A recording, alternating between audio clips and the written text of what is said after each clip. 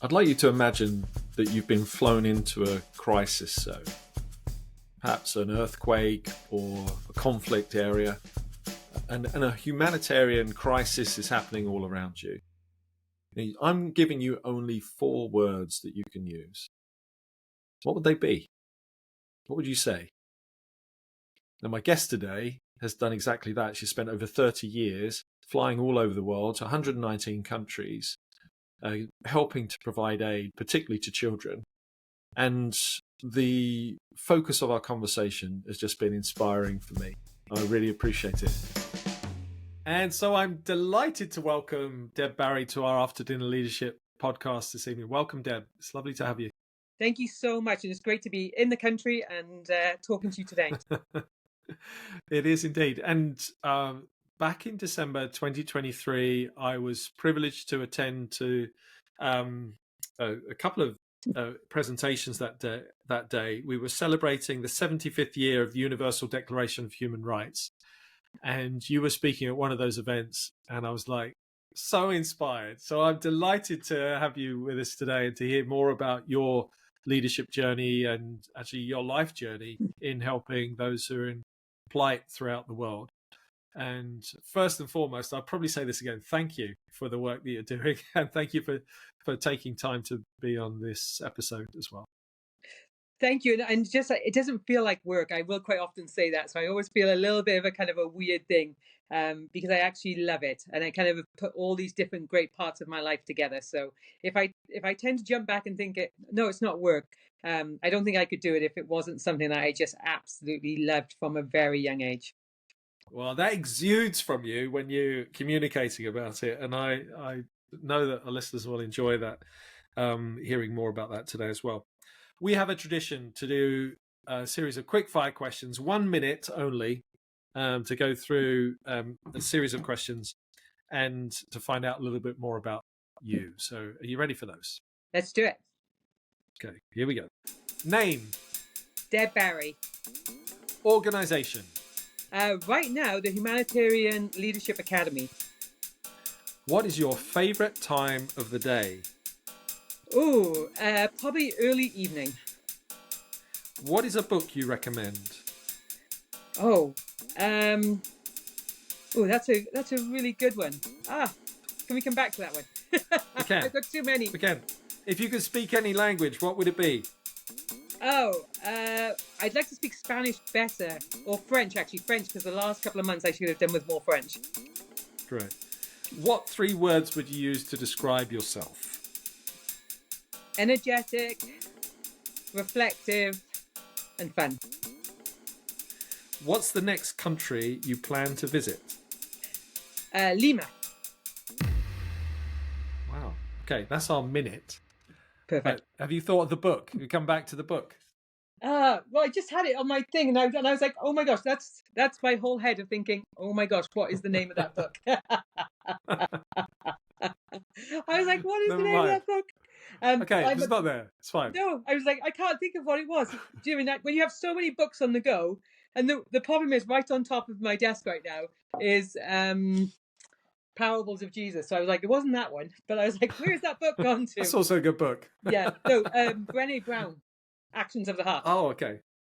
Actions of the Heart, Brené Brown. Lovely. Yeah. Okay. What's the key learning from that? I think just those human connections for me, it really is about connecting with people. And so much of the things that I do, I have to think of different ways to connect with so many different people. Yeah, I love that. What's taking you to Lima?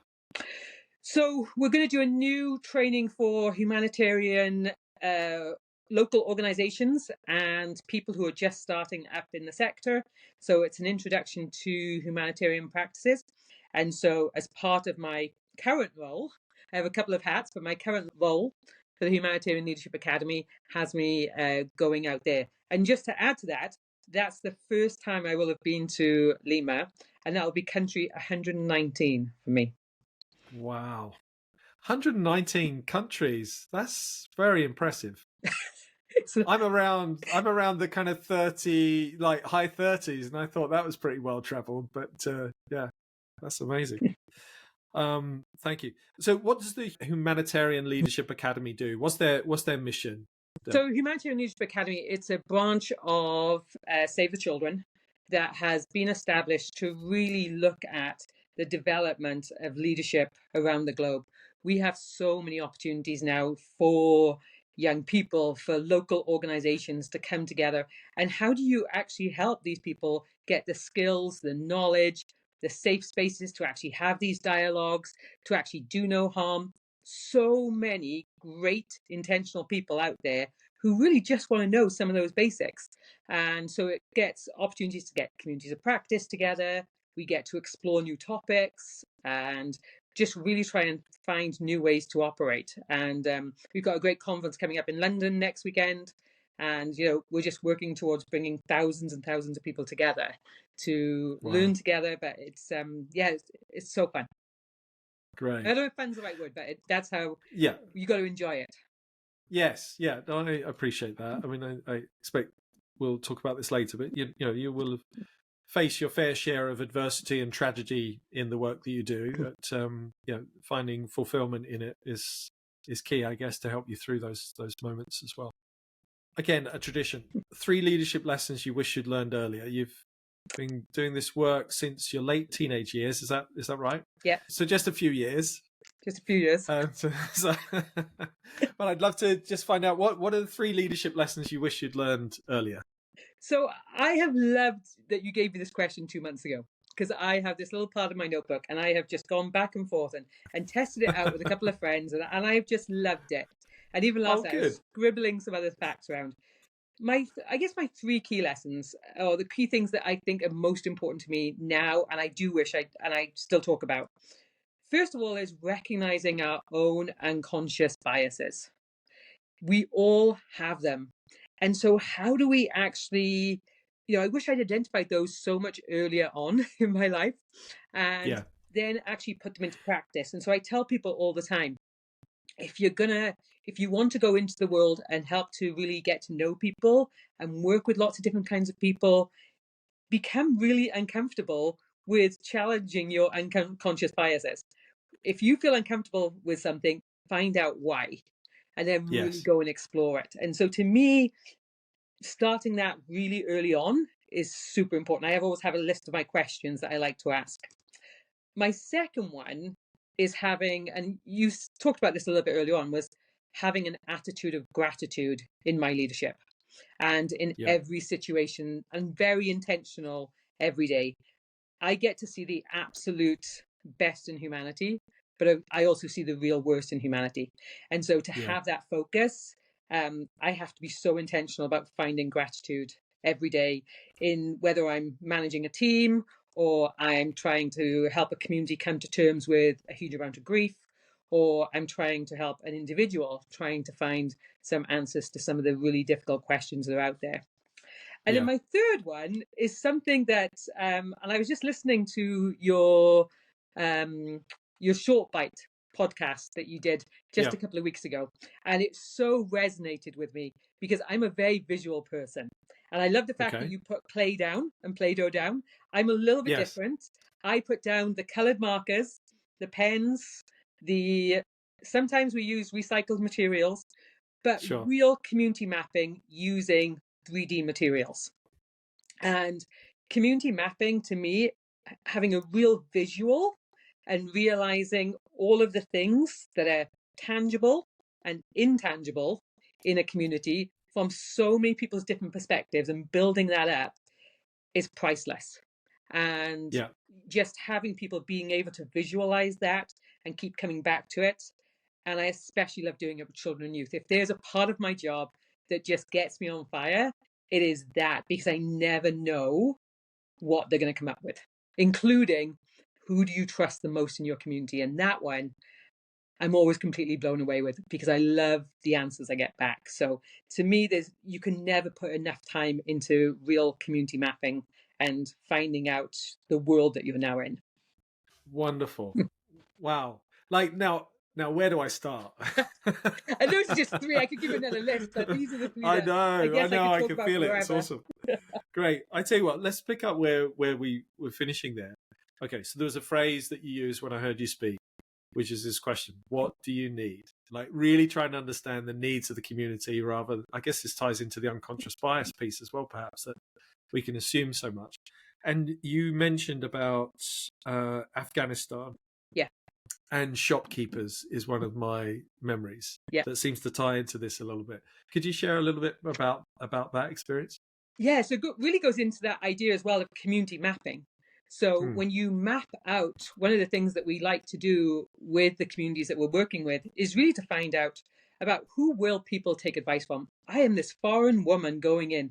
I do not expect people to listen to me, but I do need to get certain messages across. And so when I'm working, especially with women or children, I need to find out who are they really going to listen to. And we all do have Yeah. them, right? I know my people who I really trust.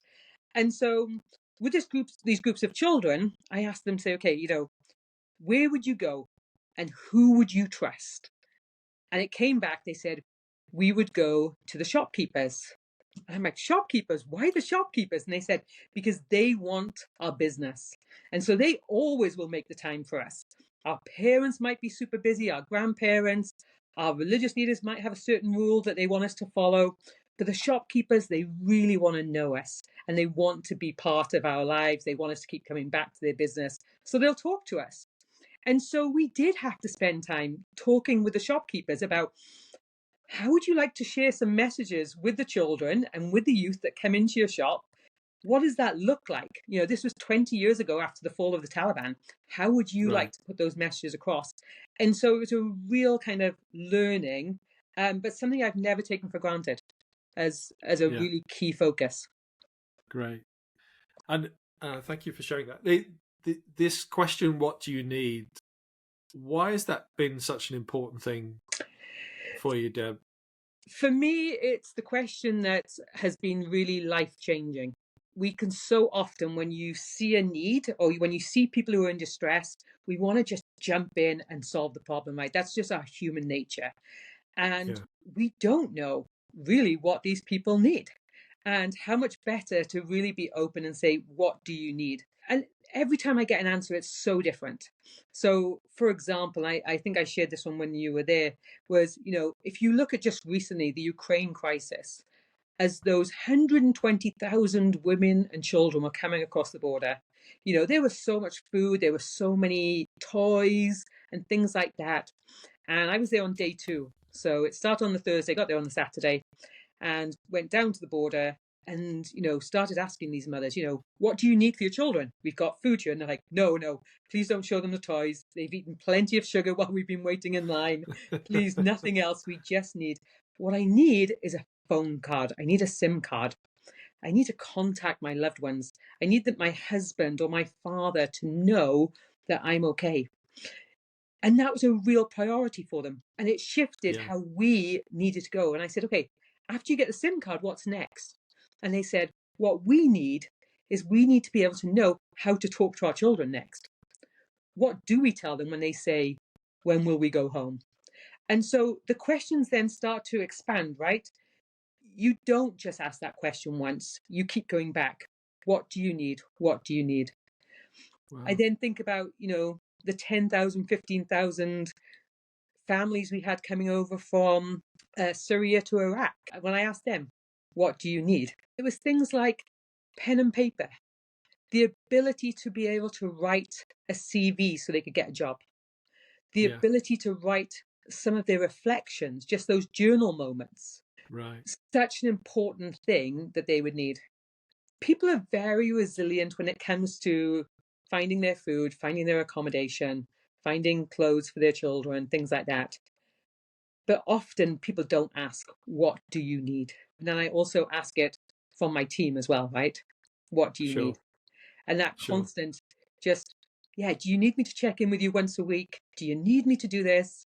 And so many of them, I've just taken on a new team now working for the Humanitarian Leadership Academy. And just their smiles when I ask that question, my first day, what do you need? And they're like, hold on, do you not want to know about me? I'm like, no, first I want to know, what do you need from me first? And I think it just changes the whole dynamic of how people interact with you, because you're just putting it out there to really want to know them, but also for them to know you are really concerned about Great. them. It's a fantastic question. So simple, but so powerful. That's great. How did this all start for you? I mean, I know some of the story here. The Romanian, the downfall of the Ceausescu kind of regime, I Yeah. guess, kickstarted something. Could you share with us a little bit about that and how you got into this in the first place? Yeah, and I think even just taking a step back from there, right? Born and brought up in Wales in a mining community, and was very much part of my family being really responsive when the miners' strike happened. And so we had a very much an Right. opportunity to serve in our communities, right? And even being in school was very much aware of that and aware of kind of the difficulties that people face. And so at 17, with the fall of Ceausescu and watching the news and realizing that actually there was this huge issue, I was already studying early childhood development and was just really struck that how could these children be tied up in these cots, in these orphanages for such a long period of time? And so, as a 17-year-old, I was very passionate. And my dad was like, we'll just go and do something about it. He was a very much direct coal miner, let's just do something, don't complain, get out there. And Yeah. and the project just went from a small kind of let's pick up hygiene kits and things for children, so everyone had their own item, to this huge, amazing 30,000 kits within a small period of time. And so went out to Romania and it was life changing. And after that, there Clearly. was just, as I came back to Britain, even just coming and studying, and nothing was the same.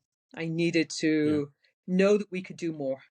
And I recognize not that everybody has that opportunity. And I've been really, really blessed and fortunate to be given so many opportunities. I would never have planned this career for myself, but it just keeps going. Yeah. It's amazing. Um, Maybe this next thought it ties into the second point you said around the attitude of gratitude Mm. piece. Yeah, what do you do to remain grateful in tragedy? Yeah, it's a great question. I think there's so much. It's about really being authentic, right? Right from the very beginning on understanding. And I was reflecting just a couple of months ago, actually, with a group of, I remember the first time that I really had to stand with a group of women. It was the Kosovo crisis, for those of you who remember that. And it was, many men and boys had been killed. And I was on my way to Croatia and Albania to work in the refugee camps there. And I was young, I was 25 years of age. And so had Yeah. never experienced an active war zone before. And I was working for the European Children's Trust at the time. I got to Croatia and they said, no, Deb, the ceasefire's on, you're going straight into Kosovo. And standing at those mass graves in those first 48 hours was really, really hard. And I didn't speak the Mm, language. And these women just looked at me. And I just remember being so grateful that I could just hug them and that we had this common language between us. And I remember just talking to our colleagues and just really saying, we have to do something. And that drive to be grateful that we were in a position to just stand and mourn with these women and just be right. that kind of solid force for them. And that we could share then that we were going to help them. And they would ask us, just with the translators, key questions. And knowing that we could do something would make a huge difference. That I could sleep at night and go, my mind could wake up in the morning and go, okay, this is what we're going to do today. And that we were all doing it together. And so those women then asking that first question that next day, what do you need? Putting aside that I would have the resources to be able to answer that question, what do you need? Yeah. And so I find myself so often, it would be so easy to go down into a dark hole, but going, okay, I can do practical. Talk to my colleagues every day, and I still do. But yeah, it was hard for those moments when I can't just jump on, be responding with them. Yeah. Wow. I guess the concern that sometimes I experience, and maybe there's a kind of a guilt associated with this at times, where you watch a news item and you think it's just too big, it's too much going on, and I don't know where to start. So unfortunately, it often means doing nothing. And I just wondered if you had any thoughts around that. How do you help people who might be kind of paralyzed by the enormity of the events. And also, maybe there's a part of, am I going to create more problems by trying to get involved in some way? So maybe just donating to Save the Children or the Red Cross is the best I can do, and then someone else can serve it. Do you have any thoughts on that? I do. One of the first things I often tell people is, the first thing I think to do is to get informed, actually find out real information about what is going on in these places, because false news is so huge these days. And so one of the first things I say to people is, try not to just follow one social media channel or one news channel or one stream of thought. Really Yeah, try to get informed about what is happening in the situation, because that will, first of all, help you so much. And then to really learn about the people out there as well. You have to know the people and these groups of people. And it goes back to not developing some of our biases, right? I think, how disasters can be really kind of blown up as well is by some of the actual posts that people put in becoming so strong with their opinions. And so it really yeah, is important, I believe, to become informed. Do our best to try and find out those things. Try and find out a little bit more. Talk to organizations who are working on the ground. What do you know about those situations? It goes back to that question of, what do you need? And then there's some great places as well for you to learn about the people who are being amazing in these responses. Some of my best heroes in the world are very little people who've changed my life forever. I talked to a family. I was in Turkey just 2 weeks ago with the 1 year anniversary of the earthquake, and talking to families there who, living in these tents, but they had put up on their wall the little pictures that their children had done. And I said to this mother, I said, why do you do that? Playing devil's advocate. And she said, I want my child to have a sense of normalcy, that I'm still so proud of them. yeah. And that to me was what it's about. Great. You've mentioned the biases a few times. Let's come back to that first point. You mentioned that as one of the key lessons learned. Is there one that you could share that you realized that you had to tackle early on?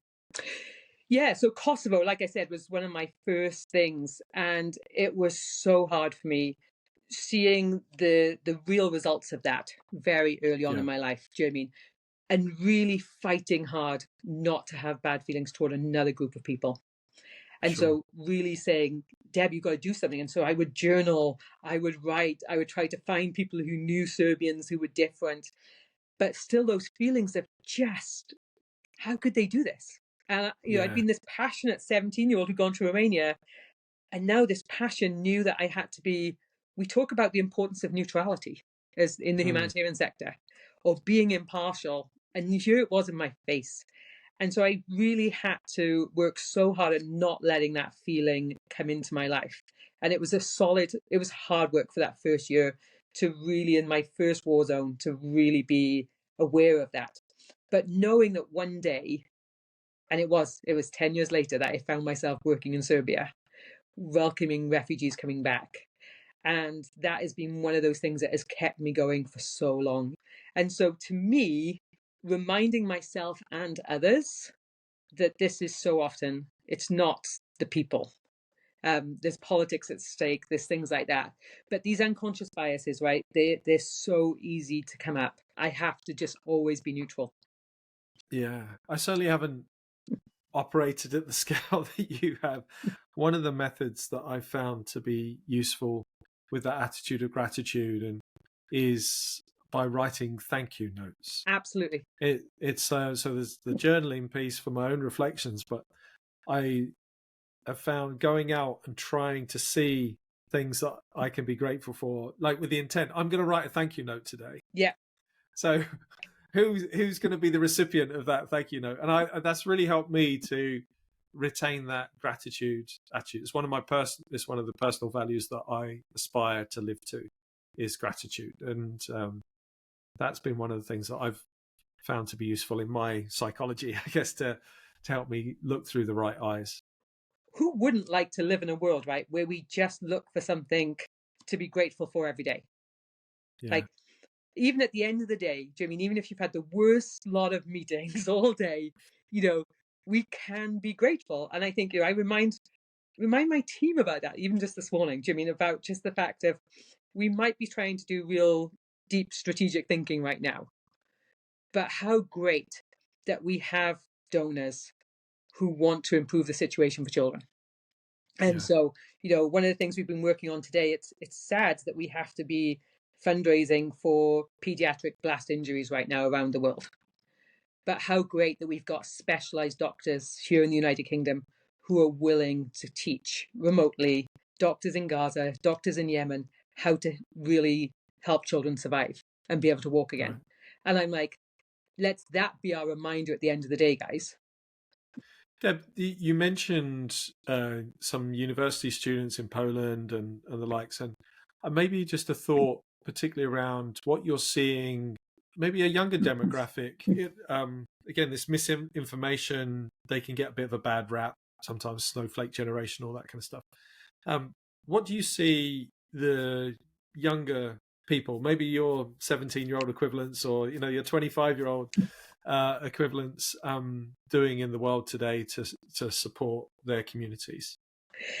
Yeah, I love this because I do see so many young people. I think about the young people that I've met throughout the years, and they are, in my mind, the first responders always, because they have such an amazing ability to be out there and to be helping us, right? So if I think about the young humanitarians, these young people who, the minute they lose something, so you know, they haven't had the opportunity to do before, they come out and they're like, "What can we do, Deb?" You know, they put that question to me, "What do you need?" They throw that Yeah, question right back to me, and they're so willing, and they're like sponges. They don't even have that kind of like preconceived ideas that other people have. They just go, what do they need, Deb? Let's just do this.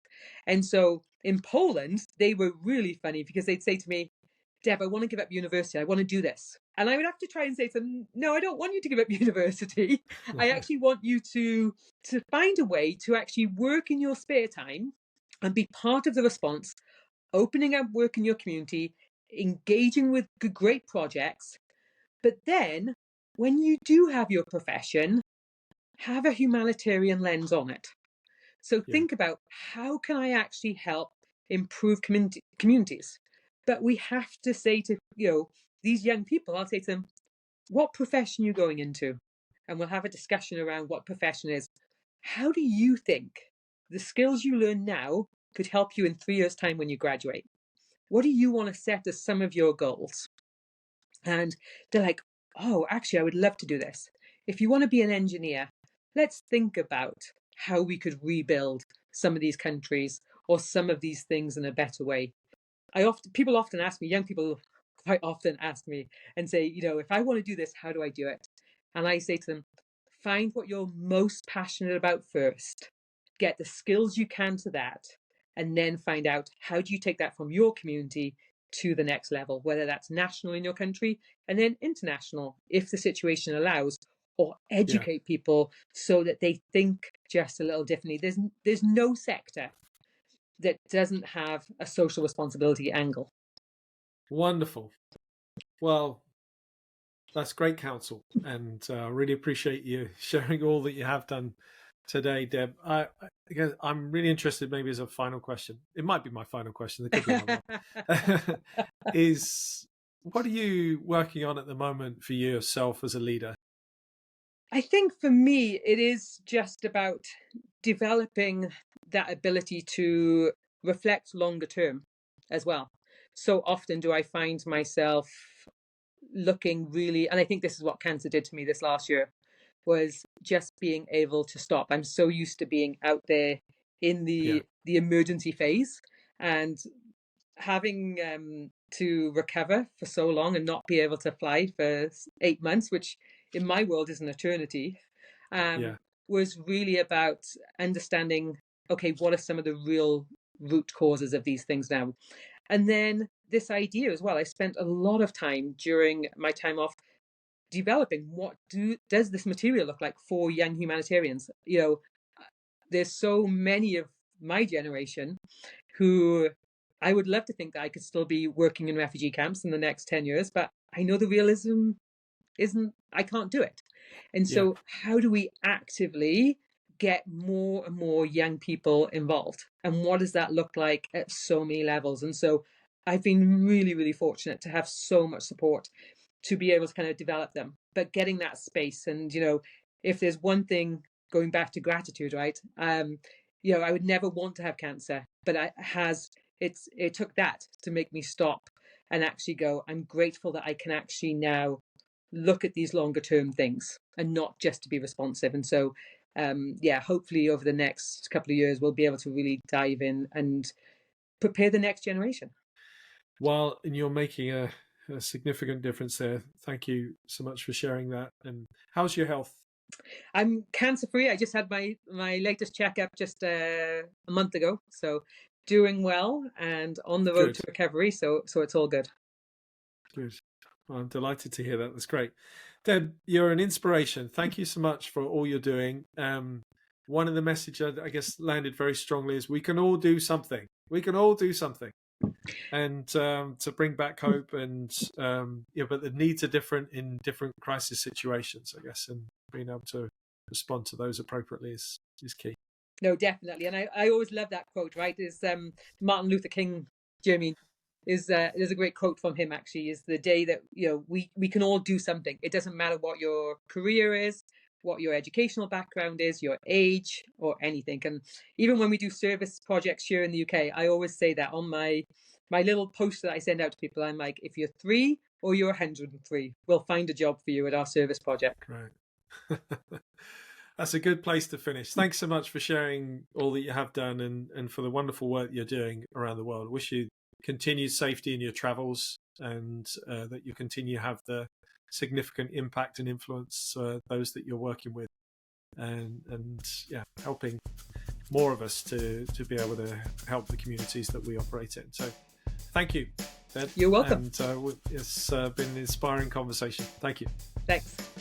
Our after dinner leadership conversation is finished. Our guest has left, and you're still here. Now, of course, you're very welcome. I'm glad that you found the conversation to be engaging. There's a few things that I'd like to ask you to do before you do leave. The first one of those is, if you can stop and think about somebody who you think would enjoy this conversation, a friend, a colleague, perhaps an aspiring leader. The second thing is to stop and hit subscribe or follow. And then the third thing is to start doing something.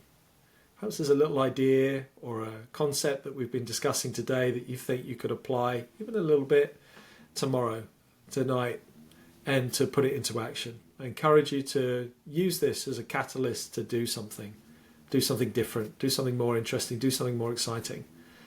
And thank you so much for joining us. And please tune in again for another after dinner leadership conversation. You can leave now. I need to go and do the dishes.